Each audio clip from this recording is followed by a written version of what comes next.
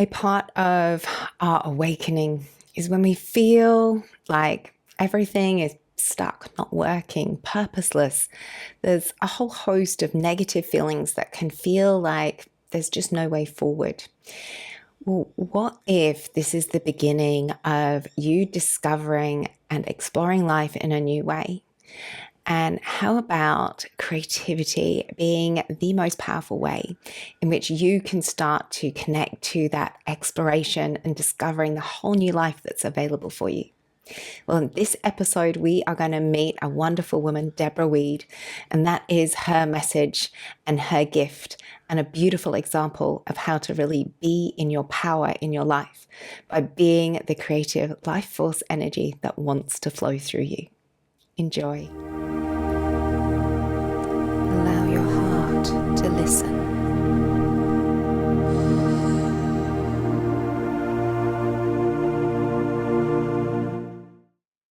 I'm very delighted that in this episode we have a special guest, and she is here to help us celebrate our power, our true worth, and the valuable gifts that you are here to be and let shine in this world. And in her mission of supporting people find their own empowerment and build their own self-worth and reconnect with that self-esteem, she is an unbelievable powerhouse of creativity and expression that connects at all ages, all those parts of us being grown-ups, but also the inner child. And that helps you also connect with children themselves and all those ages where things can go a little wrong in our sense of self-worth. And so I'm really excited to have Deborah Weed here, who is the creator of Paisley the Musical, to share with you her wisdom, her insights, and some of her story. And I'm just going to take a moment to connect us into, in the awakening spiral, creativity is our explorer stage. This is about the exploration of self, the exploration of what yourself, your soul seeks to create in your life. And how through your soul's desire to experience certain things, there may be things you prefer to experience and things you'd rather avoid. And we can sometimes get a little unstuck in that process of thinking that that means something about what we are as a worthy being here on this world. And I see so many clients get really confused at this point of creating their life and creating from within them what they want to offer up in their life because of looking at some of the external reflections in the world and what does that mean and how that can undermine your sense of self. And I feel like Deborah is one of the best people we could be having on the podcast in this series to support with this really challenging energy, which I see everywhere around us. So thank you, Deborah, for joining. I'm really honored to have you. And I just love you to share what feels is really present for you right now. Well, Nid, thank you so much. I think that was a great introduction. So let's start there. Let's start with creativity because there are so many people who have a gift and they know they came here with a gift. And when they were a child, it was open and available to them. But along the way, they gave that up. So let's start with that because I can attest when I was a little girl, oh my gosh, I was all heart and I wanted to make a difference in the world. But I was told over and over again, you're too sensitive. And for me, that sounded like something shameful, something bad. And so a lot of my early life was trying to get away from who I am. And I'm wondering how many of your listeners, not even knowing that, did the same thing. So with me, I was an artist and a dreamer and a social worker. That's who I was. But to prove that I wasn't that, I went into corporate America. Lucky me. I had the shoulder pads. I had the high heels. I became the director of development for Citibank, 19 branches. And I also worked on a $26 million pavilion with Kia, for Kia Motors, with Disney and Universal people. And what I learned in corporate, and once again, for anybody who's in corporate, this was fascinating. Here I am, all heart, working in a place that honors brain. Can I say that again? Please. Here I was in a place where I was all heart and sensitive and feeling shameful about that. And yet I was in a place that honored like the cerebral thinking and all those things that didn't really tap into the heart. In fact, it went against it. Until, like many of us, I got a spiritual 2x4 that took me down and helped to redirect me. Mhm. And I know that there are some people who maybe it doesn't even need to take that, right? They just have that feeling that something's not really working, or, it's like there's the daily grind of feeling lack of purpose, of feeling unfulfilled, and kind of trying to work out where that is, right? Whether it comes through food, watching TV and movies, or, like drinking too much, going out and just partying, like, and there can be that sense where you start that wellness journey and a bit of a spiritual journey, and again nothing seems to change, right? And so you still just feel kind of stuck in it, stuck in corporate, needing the money, like life is expensive, and leaving that security also of the regular paycheck, right? So there's many reasons why we end up staying in that, even though we can sense that there's something really wrong, and we're kind of exploring it, but we're not quite sure what or how to take the step out of it, right? As well. So I think that there can be that deep underlying dissatisfaction we don't know we're living with, almost. Oh my gosh, yes. And it is so painful because here's the way that I look at it, Nid. Imagine our whole life where we have angst or things have happened that really hurt us. And it's like there's this big boulder in our body, right? Just imagine this big boulder in our body. Now, so many people say think positive, do the spiritual thing, break it up in this way. But you know what I found? I found that it's creativity that is the answer. And I'm going to tell you why. Creativity comes from source. If I ask you right now, write me a book. Okay, let's go. Write me a book. You'd be like, oh, but what? No, I don't. Right? But then you'd be in the shower, and all of a sudden, you get a gift. And what is that gift? It's creativity. And it's almost like water or a waterfall that will wash away that boulder little by little. Because what I learned by being cerebral in the corporate world is that most of us are trying to solve the problem. And guess what we're using to solve the problem? The brain. Over. Let me fix this. I need more money. Let me fix this. My health is bad. Let me fix this. My relationship is hurting. What are you concentrating on day in and day out and day in and day out? On the problem. And I did that for many years. I'm a grandma, and it's taken me please listen to me. It's taken me so long, over 60 years to figure this out. Okay? So if you're any bit younger than me, there's still time to go, oh, creativity is a life force. Creativity takes your mind off the problem. Creativity is divine alignment, and that you are now sharing, if you can concentrate there, on the gift that you were born to give. Beautiful, yeah. And I think it's funny you say about creativity, and one of the things that comes to me is there's many ways to be creative. Oh yeah. Right. So, when I was did dance. That was my creative expression as a child.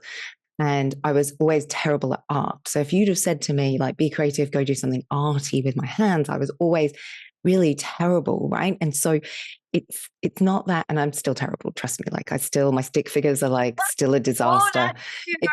Which is fine. But it's, so it's not that you have to do certain types of creativity. It's what's your creative expression. And I think that's one of the key things is we've built a bit of a culture where there's like this type of creativity, and it's boxed into like entertainment creativity, and there's more, and it has changed. There's more expressions, there's more ways that creativity is coming out uniquely. But that piece about it being creative life force, and it's that life force energy, is that life just wants to keep creating as many variations as it can. And so if you don't feel like you're creative, that's okay. You are a very new form of expression that life wants to live that's not been worked out yet.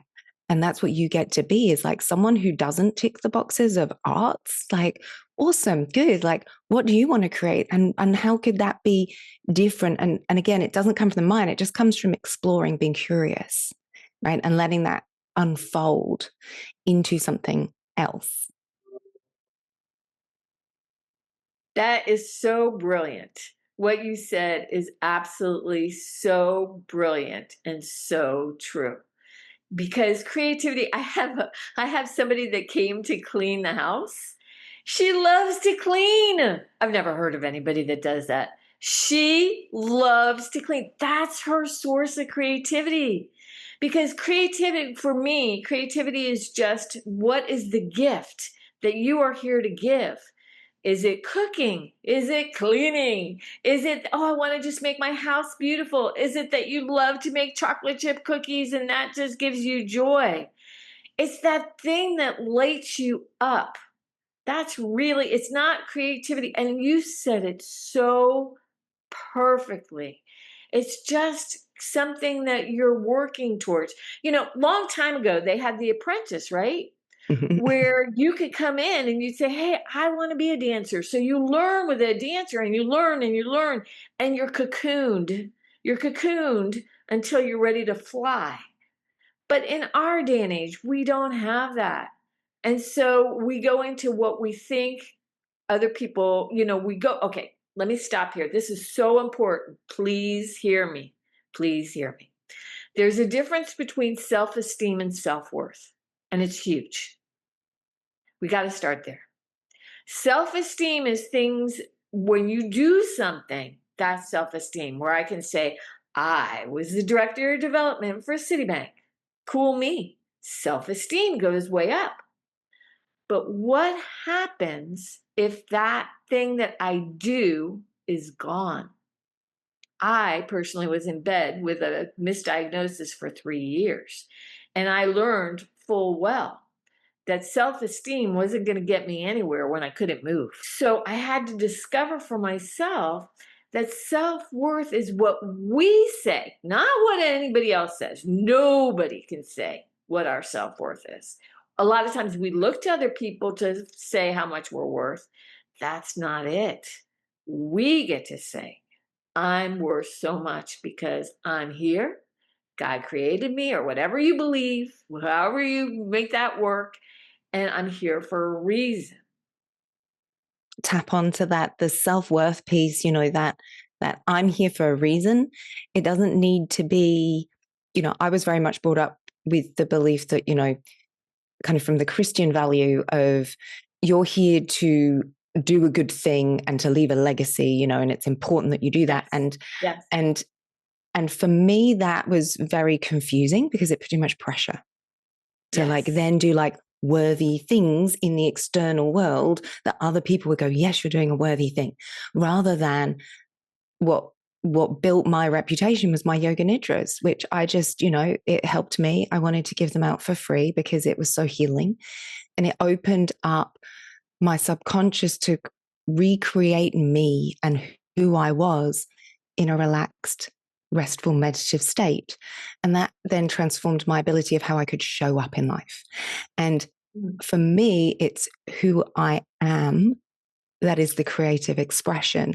And that's that self-worth, right? It comes from Yeah. deeply relaxing into who I am, that then I can still be that when I show up. And then the creativity comes in communication, in a conversation, or, you know, in an activity that I'm sharing with people, right? Then that creativity naturally unfolds itself because there's an excitement to share. And that's not that I do anything. So the self-esteem is not connected, right? And I've always Right. loved, there was a man that I met who, when I in London, one of those classic, you know, city things, like it's back in the days when I was lawyering. And, you know, and you say to someone, you know, so what do you do? And he just turned to me and he just said, I do trying to be a good human being. Ugh, I was let's like, all take that. you Let's are all take great. that. Every one of your listeners, let's take that. I love Isn't that that. beautiful? Just try to be a good human being. Yeah. Wouldn't our whole world be different? Wow. And that's someone who's got good self-esteem, Yes. right? Yes. Yeah. Oh, self-worth. Well, Self-worth. but also self-esteem, because he's not Yeah. attached his self-esteem, what he does, Right. to being Right. other than what he knows he is worth. And that's why I Exactly. think that's such a beautiful example of what you're teaching. I'm gonna take that from Take now it, on. take All it, I use know it. is that is like that is because that's the essence of who we are. And we've learned to leap or jump or to, go over those things to prove who we are. I did. I did for so long. And it got me into so much trouble. But then again, all right, let me just go back on the trouble aspect. I'm now learning in my life that everything that looks really wonky or very uncomfortable could be my greatest gift to propel me forward. Because in retrospect, I'm looking back and everything I wanted, if I really had that now, then I'd never be on the biggest adventure of my life, doing things that are way over the top because all I wanted to do was bake cookies and have a sweet family. Really. And be sweet and sensitive. Boy, did somebody up there have a different idea? And that taps into a question that I have for you then, which is that difference between creating a life based on what we think is, you know, creativity. Like I said, a little bit like the boxes, if there's art and there's, you know, dancing and whatever, and that's creative. And that life force creative energy. Like when you, for you, what was the way that you started to tap into the difference between that creating the life that was baking cookies and being sweet and the creating the life that you created now, which is powerful? Well, I think that it really started from that sweetness and sensitivity that I started out with. But then for me, I've had three major health challenges, and each one was not in a regular category. Usually a person can say, I have this, and everybody gets it. Mine were always in, people figured it out, and I've gone on. But I think that each time I learned something amazing. I'll give you a for instance. I mean, all three of them were amazing. But on one of them, somebody put gadolinium instead of putting it in my arm. Gadolinium is a heavy metal. It's almost like putting mercury into your body, and they use it for MRIs and things like that so that they can be able to see it. Usually you put it in your vein, and when you put it in your vein, your kidneys and everything wash it out. With me, they missed my vein and they put it in my arm.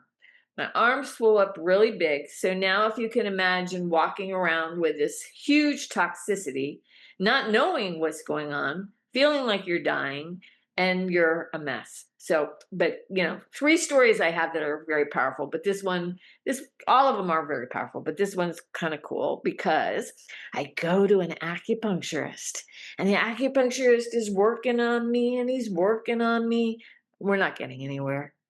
And he's like, you know what? I'm not going to be able to help you, but it looks to me like you're really creative. And he said, here's what I want you to do. I want you to go ahead and I want you to do improv, and I want you to laugh, and let's see what happens." And I'm like, "But I can't even walk. How am I going to be able to do that?" And he's like, "Just trust me." So I laughed and I laughed and I laughed.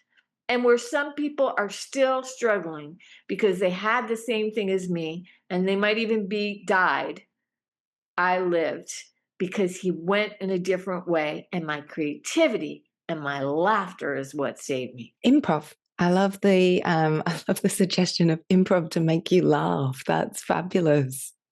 I laughed my way back to life, and it was incredible. And what I learned was that the power of joy. I mean, I've produced so many shows in my life, but to be on the stage and making a fool of myself, and that's essentially what you do with improv, and watching these other people have so much fun, it just brought me back to life in a powerful way. And now I can communicate that story to other people, because sometimes when things are so harrowing and so scary and you feel so alone, it doesn't feel like you can come back. And yet, every single one of my situations, I look at them now and go, was that a setup? Was that a Mm. setup to totally understand the power of joy and the magnitude that it can happen on the body? Is that why we're talking about this right now? And I think that is a really important point, the power of joy. I mean, I remember when one of the earliest part of my brain injury, when I couldn't do anything and I was constantly hurting myself because I was such a klutz, and I was so exhausted, I had no idea what was going on. And the only thing I could do to not feel the desperation of my situation and the direction that my life was going, of not working, losing my career, losing my home, not having money, all of those things that, happen when you have a long-term health crisis, was to laugh at myself and just to laugh at, like, "Oh, Nid, you've done that again. Oh, that's funny. You thought you put the chocolate in the chocolate cake and now there's something in the oven and the chocolate's still on the countertop. What? That's so funny." And I would just laugh at myself.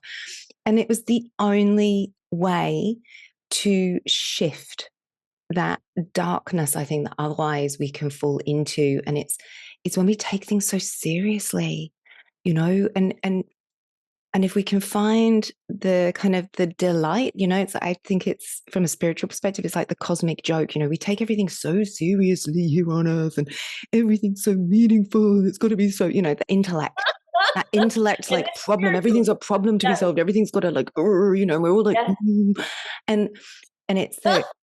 I think sometimes we have to hit such a low point to release, to just really release and recognize that there's laughter, and that there's laughing at ourselves, like, and when it's appropriate. There are times when it's not appropriate to laugh, where Right. something's really tender, and obviously, we know the difference, but sometimes we just need to loosen up, and so for you, it came through improv and making people laugh.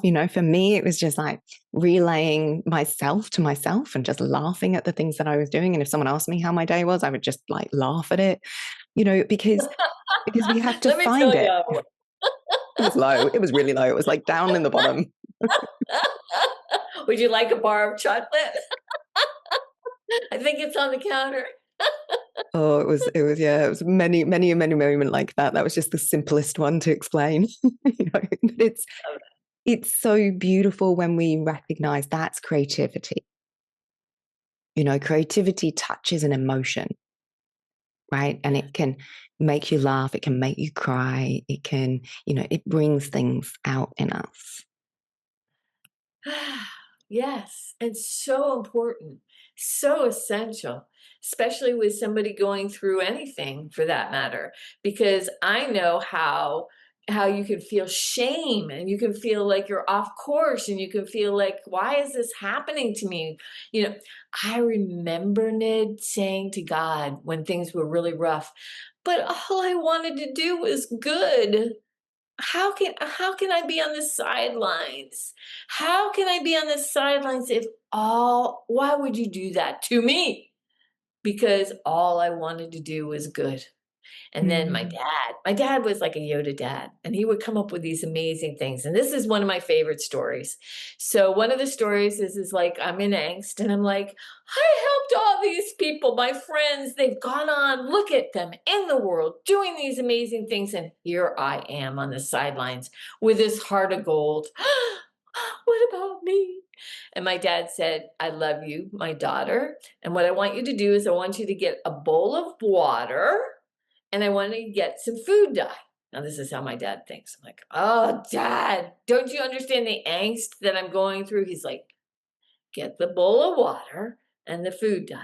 So I get the bowl of water and the food dye, and I pick blue. And so he has me go ahead and drop a couple of blue drops in there, and I drop them in, and he says, okay, my beautiful daughter, now I want you to stir that. So I stir the water, and he said, okay. Now what I want you to do is I want you to get those 2 drops of blue dye that you put in the water. I'm like, that's impossible. And he's like, exactly. It's impossible to remove the catalyst from the outcome. And every person that you touched along the way, all those friends that you're talking about that are making a difference in the world that you helped and believed in, they have 2 drops of blue in them. And every person who's touched your heart and made a difference to you, you've got the blue drops in them. And it was the funniest thing because he could have said anything, but for whatever reason, when he brought that to the table, something in me just like, how sometimes we don't breathe when we're really upset. I was able to go, got it. That's beautiful. What a wise dad. Yeah. I mean, so many. I mean, we could spend 3 hours here and I could tell you story after story after story that would really make a difference to the listeners because I've been there, you've been there. It's very, very difficult when you're in it because, in our society, it's kind of like, especially in spirituality, it's kind of like, well, you brought it on and this happened and whatever. And, so, there's so many things where if we just trusted that we are being guided, if we're just trusted that there's a bigger reason that one day we might be able to look back. Look, hand on heart, there were a couple of times I wanted to take my life. I did. The physicality of the pain, the emotional abandonment. I mean, I could go into stories that, are really powerful and strong and way over anybody's head, let alone mine. But now, in retrospect, I look at this and I go, gosh, you were really toying with me. I was playing small. Now I'm going for Broadway. And it's only because of all the things that transpired and the story that I'm telling there that I'm hoping will touch lives, open hearts, and make such a difference. It came because you knew somehow, some way, that I was on mission, even though I never felt like it. And that's so important what you say around we're on mission even though we don't feel like it, when we feel lost and when we feel confused and like we've given up all our power, we've done all the wrong things, right? Is actually that's part of the path. Those moments are really important parts of the depth of what you can then resonate to other people. So that gives that power, right? Without that depth, your musical wouldn't have that power behind it. So, that knowing that every time we get lost, it's actually helping us. It's actually, guiding, and you just have to stay with it. And again, like you say, if you can then find something simple and creative. For me, it was coloring mandala drawings in the early days of my brain injury, just quietly sitting there, coloring in, the different shapes. That was it. It was such a simple thing. As I said, don't have to be highly creative because, again, like you, I didn't have the energy to be doing lots of dancing. And so we have to stay through those hardships to allow that power to then come through. And it makes me want to ask you about the Marianne Williamson quote that our greatest fear is our own power. And how do you teach about our fear of our own power? Yes, and I want to answer that, but I want to say something I think is important too. For those who are listening, my computer went down.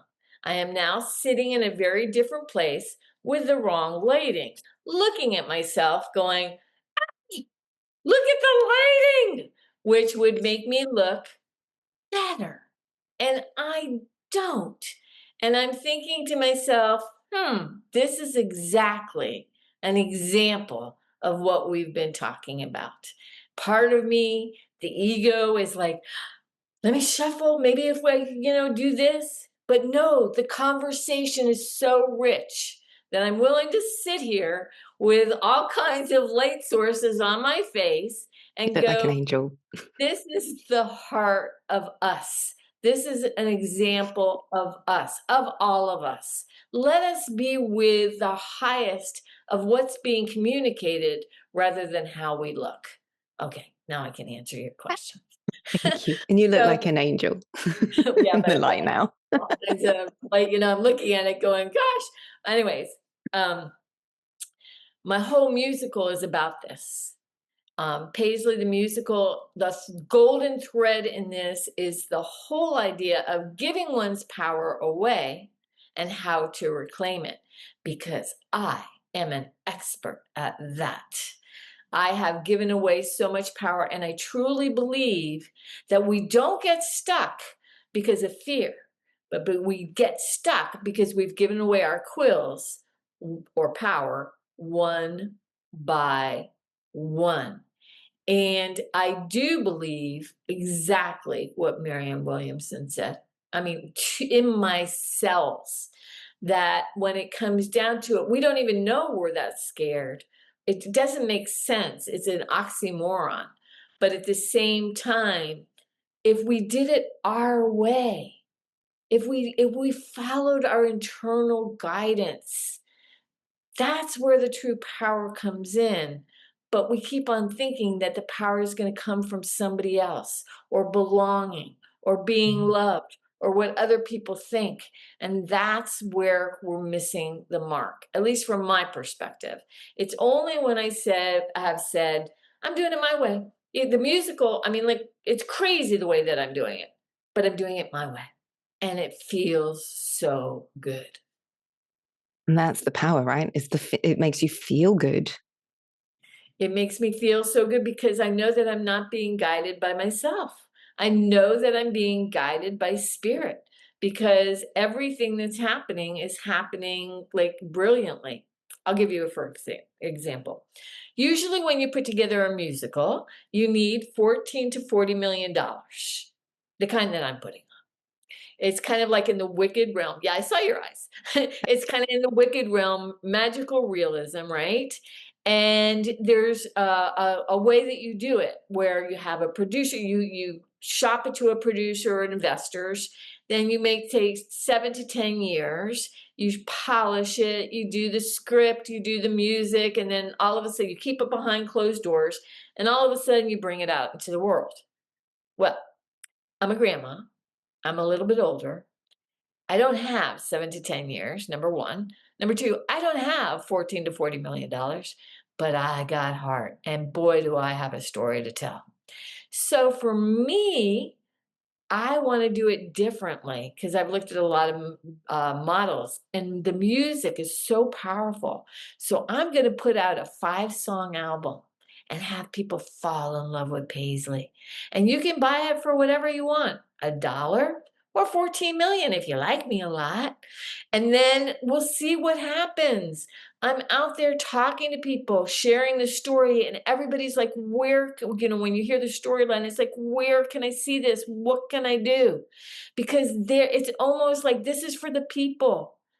Mm. And then sometimes when a train is going fast enough, people jump on. And they don't, like, sometimes you might sell something to somebody, but they don't greenlight it, which means they don't, sort of like stays in the back corner for the rest of your life. I'm not waiting for anybody. It's sort of like I've got a story to tell. Let me see how far I can go with this. Let me see if I can get the 14 to 40 million dollars. The next person I speak to might say, "Where have you been all my life? I've been looking for you." Because everything about this is so good. And this is creative energy. I feel like I can feel that creative energy moving it, right? It's the difference where you're not logically going, okay, like you know what the picture would look like if you followed the logic, right? But Right. that doubts and puts in and undermines so much, right, of that self-worth. Whereas when you're using the creative force behind it, like you say, it's not you, it's coming through you, but it's using you as a vehicle of expression. It's using your energy as the vehicle of sharing and connecting. And you're not saying, oh, this conversation is the one where I'm going to get that 14 million. You're just like, I'm just going to keep having those conversations. I'm going to share it and I'm going to enjoy sharing it. And yes, the musical will land in form when its time is time, right? And in that process, you're going to have a wonderful journey and an exploration without giving away your power to the fact that it hasn't manifested yet. I'm Right. not looking to anybody. I'm looking to everybody. I'm asking if this story is your story, and I probably should explain the story just a little bit. So I picked up, I did a children's book to begin with. It got 5 stars, so it's proven. But essentially, it's about a porcupine. And the reason I chose a porcupine is because porcupines are supposed to put their quills up to protect themselves. They're back to the world, right? But this porcupine dreams of being a fashion designer. But in the animal fashion world, she must use her quills or her power to pin up the couture designs of Zavana, who's a couture designer who only cares about how things look and not about how the models feel wearing these amazing clothes. So little by little, she's giving away a piece of herself. Little by little, she's giving away her power because she wants to belong. She wants to be loved. She wants to be cared about. She's us. She's me. This is an autobiography. Until she's down to the last quill. And it's what she does with the last quill that makes the difference. Mm. It's so beautiful. So, and I would love to see it obviously come That's to right, fruition right, as well, right? Like, and right. just that sense, like you say, of the magical realm of bringing those qualities, the creative expression to life through costume, through puppetry, like through the movement, like, musicals. My little side note is I went to musical theatre school before I was a grown up, when I was a teenager, and so that was originally my dream. It was to be a musical because, and it's funny, I was always brought up that musicals were such a second rate art form. My family were very opera, classical performance kind of, yeah, middle class English, from the aristocracy kind of approach, and so musicals were seen as being very low, right? And my wanting to be in a musical was obviously another thing that was a shameful thing, right? But it it for me, I ignored all of that from my family because musicals are unbelievably powerful. They are. They have there's so much skill in a musical, so much art that has to come together to create the entire experience, that they carry us into the imagination and again to those places of joy, to those places of laughter. They access and unlock those deep emotions that are held in our subconscious that need releasing so that we can be more inspired, more uplifted, and connect to that deep creative power that's flowing through us. So it's such a perfect alignment as a way of expressing, to me at least, that you've chosen, that can really help us be more playful, can really connect with that inner joy of, well, what would my creativity be? And where have I given that power away? And just like giving that power away to that sense of belonging doesn't mean that to reclaim my power, I have to not belong. Like that's not how it works, which is how the logical mind will probably interpret the way we've given away power. So I guess it just brings me to a question for you of like, how have you gone about reclaiming some of that power other than through obviously writing the musical? What have been some of the like life scenarios that you've had to reclaim power from? Because I guess, you know, you can't reclaim power by going back to your corporate job and doing it differently, but what have been other things that you found? Oh my gosh, I have been this musical, the backstory is just as powerful or maybe even more powerful than this. So I gave away my power to doctors who diagnosed me. They were the experts, I wasn't. I was dying, I didn't know what was happening, and I shrunk. I felt shame.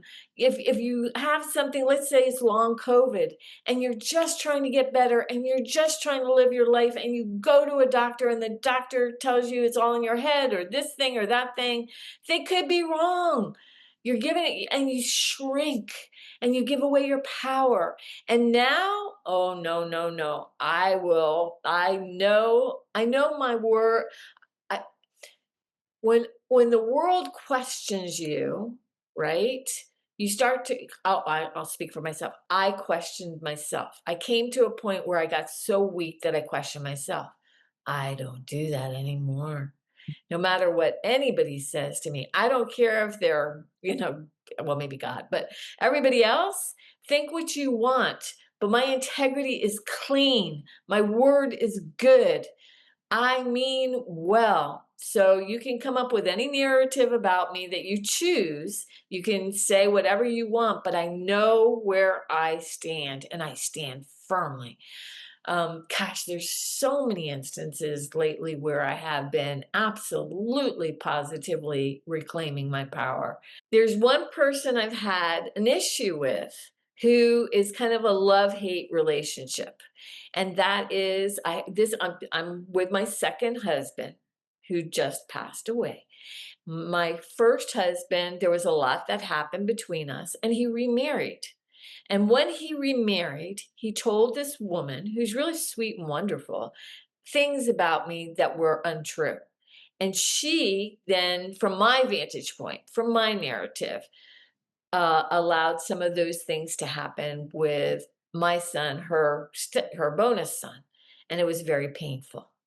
So there's a lot of energy over all these years. But she's also been, on the same token, she's been amazing, saying, gosh, your mom is wonderful, right? So it's both. And it's never been about her. I want to make that very clear. It was a sense of my inadequacy or feeling like not heard, no voice, whatever. So my husband just passed away and he got cremated. And when he got cremated, um, I had to move into a new apartment and there were boxes. Oh, I was supposed to go to his ceremony, which is in Isla Morada, a celebration of life.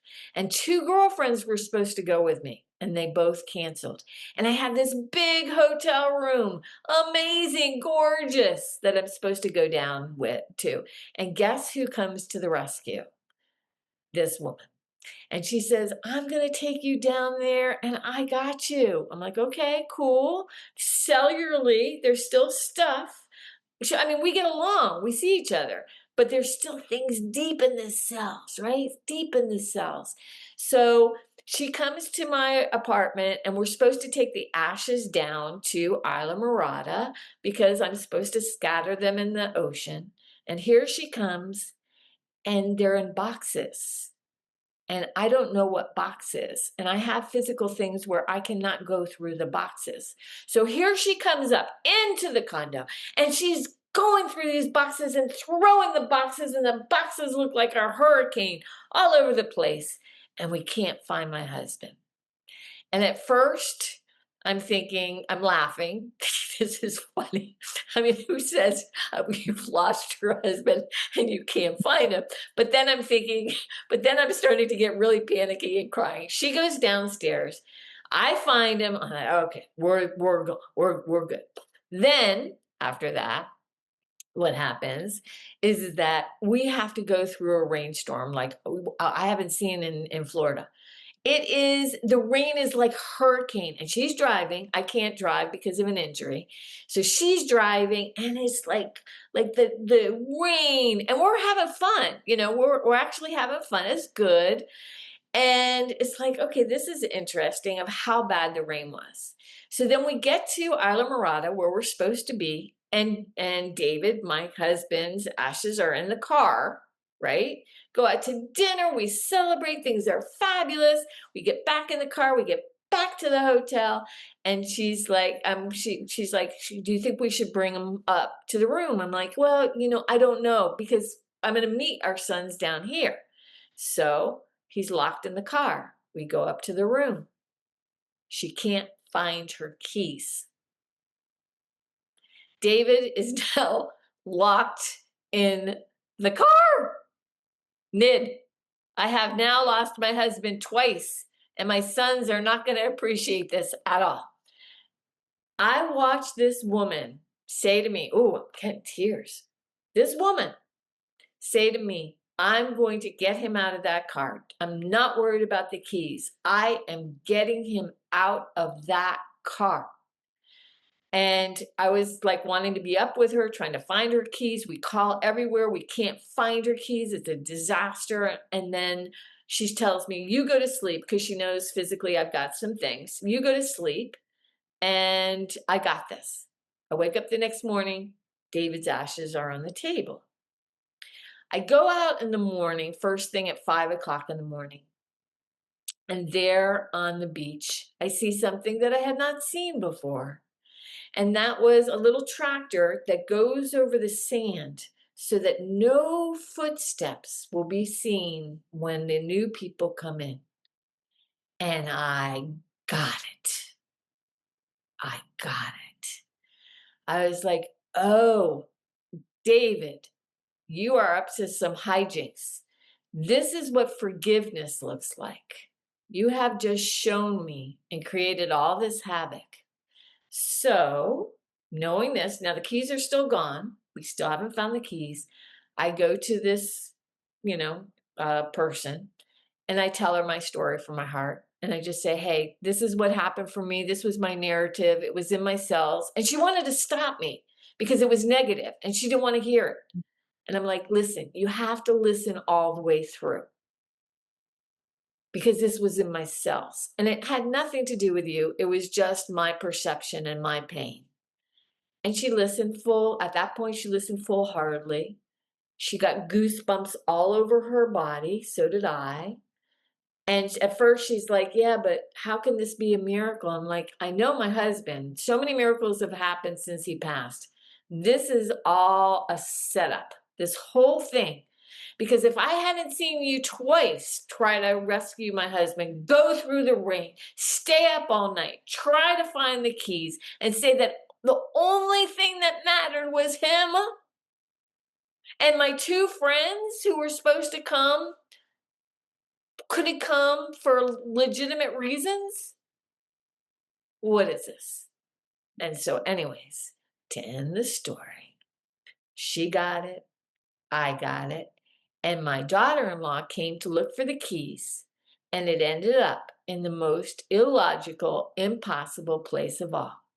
Underneath a dresser, where she had to reach her hands in to find it, and to even look there was impossible. And that's my story of how the spirit works, even though when things look like they are a disaster.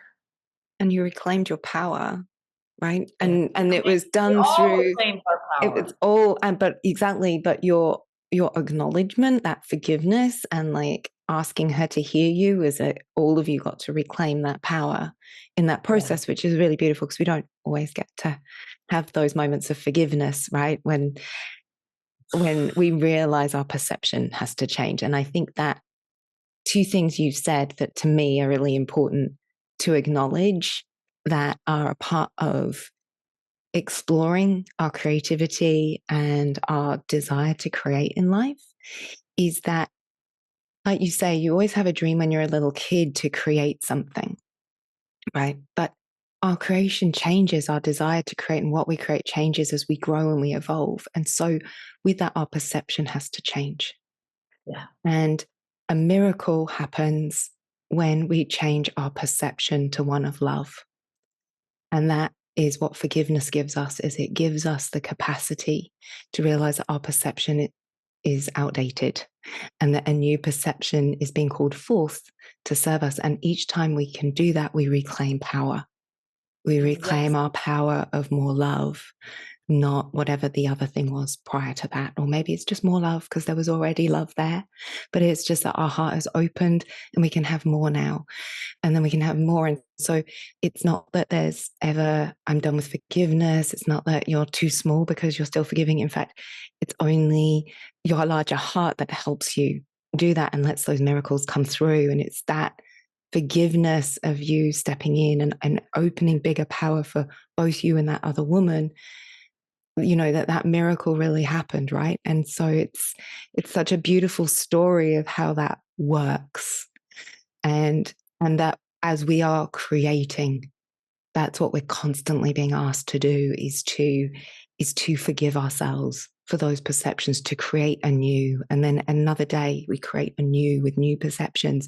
What today can I shed that I believed yesterday that no longer serves me? Right. And I create this new day and this new power. What new power comes through me? And it's a constantly evolving life force, not something that needs to stay static.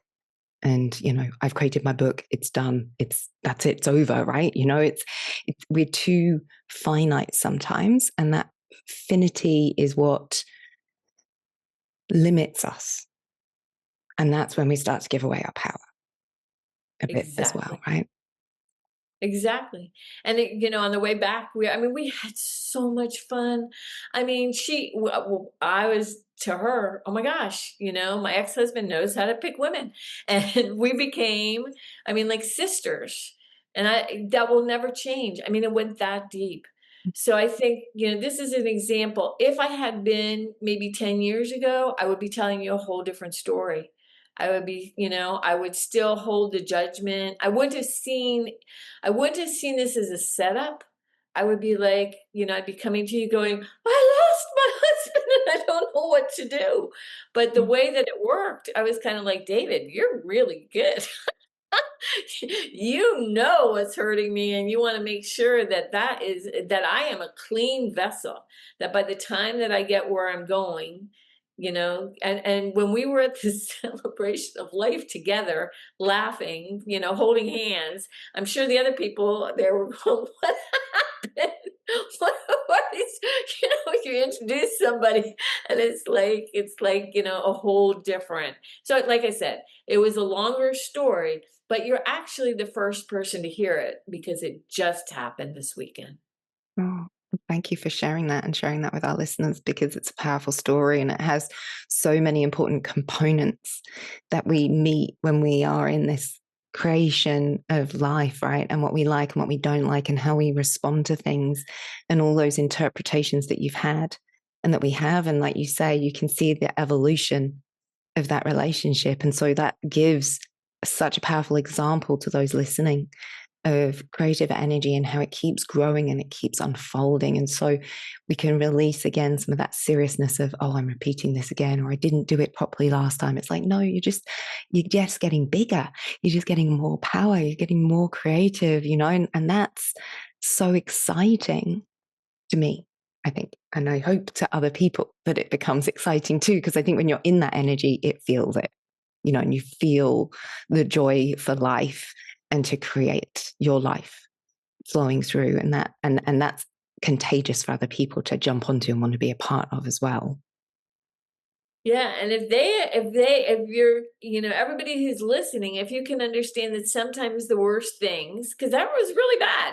Let's say your husband twice. He might not be in the ocean right now. But the thing is that if it's a setup, if you can just, and I've been practicing, and I still have a long way to go, but if you can just relax into it and make, because I knew she was going to find her keys. I knew it.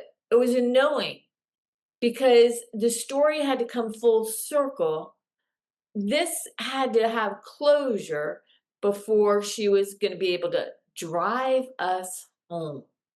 Mm, beautiful. So wonderful. And I love the message that you're sharing of using your creativity and just starting to tap into it in order to, express and find your joy, find your true self, finding that worth. And with that, hopefully your self-esteem too, because, from your worth, your self-esteem can unfold, right, in your human doing. And so doing a good human as we are trying to do in our best ways in each moment. And that keeps growing, right? And then we forgive ourselves when we didn't do it quite so well because we didn't have the skills back then, but we're going to try a bit better each time. And so we keep growing. And again, your story is such a powerful one also, right, of you stepping into, okay, another level of being a new version of Deborah, that has forgiven that perception, that belief. And so it's helps, that constant unraveling, right, of how we become more creative, more powerful, and in our power, more loving, more accepting. And therefore that compassion that you obviously exude so fully, can show forth for people and holds people. And that really is the creative energy that's there, right? Is creating more love for everyone to be held in. And so I'd love for you just to share, how would people be able to connect with you and support your musical if they feel so inspired to learn a bit more about it? Sure. They would just go to Paisley's Fashion Forest, Paisley'sFashionForest.com. And that's the best way to learn about me with the online. And on there, see, Nid, you shouldn't have told me that you like theater, because on there, I'm asking people if they're singers. I mean, talk about creativity. If you're a singer, a dancer, artist, investor, a producer, there's a place where you can contact me. I'm taking in names because I'm looking for the unknown person out there. You could have 2 people following you. I don't care. You might just be the next Idina Menzel. Who knows? That's the first thing.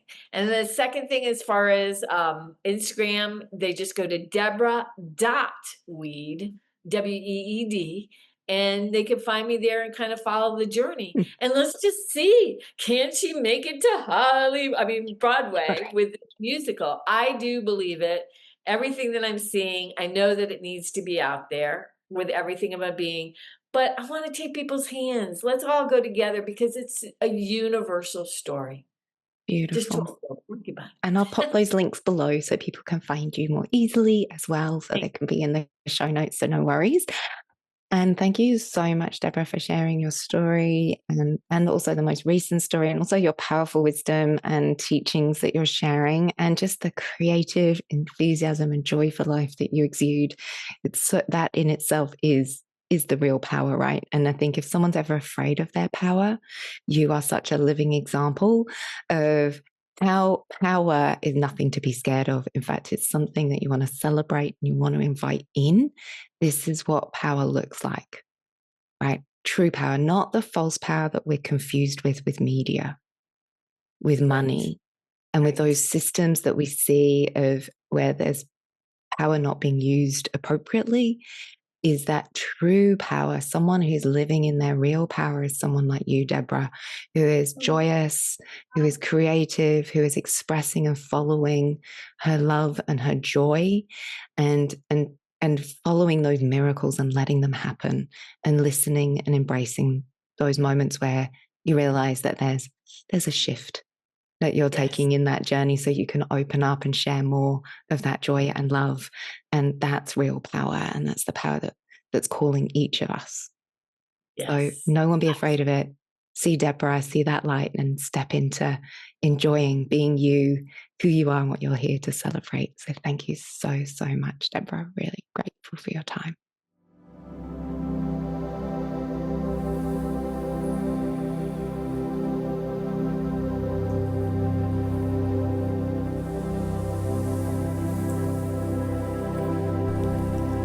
Thank you for joining.